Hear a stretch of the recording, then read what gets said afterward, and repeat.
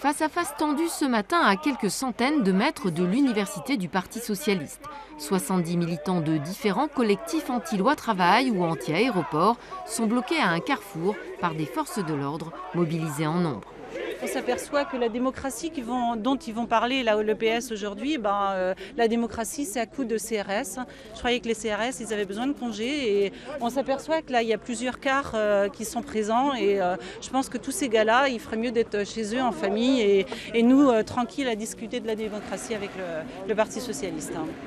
À l'entrée du site, les militants FO, ont été autorisés à distribuer leurs tracts. Le PS fait le distinguo entre les militants syndicaux et ceux qu'il ne souhaite pas voir approcher.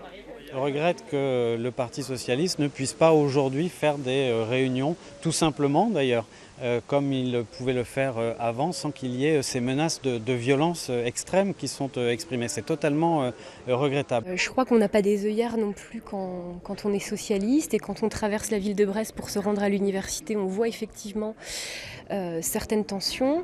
Maintenant, c'est important aussi que dans le débat politique, les militants puissent se réunir. Ça fait partie des fondamentaux. La matinée de cette université du PS s'est déroulée à huis clos sans micro ni caméra. Nous n'aurons donc pas assisté aux échanges entre la ministre Myriam El Khomri et les militants.